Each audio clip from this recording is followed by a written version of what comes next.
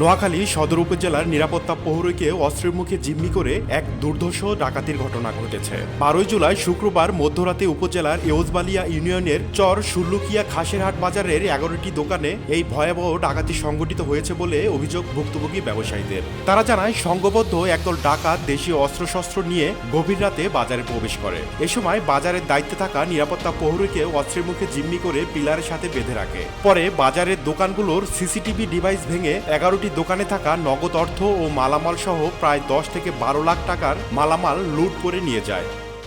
এখানে দুটো হুন্ডাই আমার সামনে খাড়াইয়ে খুলে মানে আজকে কোন দিকে আমি বললাম এদিকে দিক করতে নিতে একটা পিস্তল ধরিয়ে আর আমার গলার মধ্যে ক্রিজ ধরিয়ে আমরা এখানে আর করি ওইখানে নিয়ে আমার লুঙ্গি খুলিয়ে আমরা বাঁধি বাজার মালসামালা দোকানে মালসামালা সব লেগে গেছে।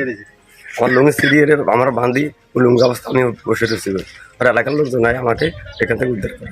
আমাদের এখানে 11টা দোকানের তালা ভেঙে নগদ টাকা, মোটরসাইকেল, শাড়ি, গহনা প্লাস আপনার আরো অন্যান্য সাজ সরঞ্জাম সবগুলো নিয়ে যায়। প্রায় 1,70,000 টাকা মতো সিগারেট ছিল, ব্যানসন, মেরিস। আমরা যেহেতু হোলসেলার, আমার দোকানে স্টক সিগারেট থাকে। আমার দোকানে তালা ভেঙে প্রায় 2,12,000 টাকা ক্যাশ টাকা নিয়ে গেছে এবং সাড়ে নিচে 60 পিস, 3 পিস এবং ফ্যান পিস মিলে 40 পিস নিচে প্রায় 1,35,000 টাকা।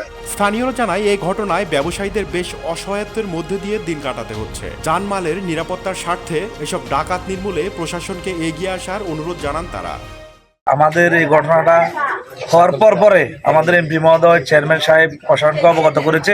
প্রশাসন আসছে, ওনারা ওনাদের প্রচেষ্টা চালাচ্ছে। আমাদের বিশ্বাস বর্তমান ডিজিটাল যুগে ওনারা যে মাধ্যমগুলো আছে এই মাধ্যমগুলো অবলম্বন করলে আমরা নিশ্চিত যে ডাকাত দল ধরা খাবে এবং তাদের উপযুক্ত শাস্তি হোক, আমরা এটুকুই চাই। আমরা ওসি সাহেবের দৃষ্টি আকর্ষণ করি, বলতেছি যে অন্তত আমরা যেন এটার ন্যায় বিচারটা পাই। খবর পেয়ে ঘটনাস্থল পরিদর্শন করে অতিরিক্ত পুলিশ সুপার মুত্তাহিন বিল্লাহ ও সুধারাম মডেল থানার অফিসার্স ইনচার্জ মীর জাহিদুল হক রনি।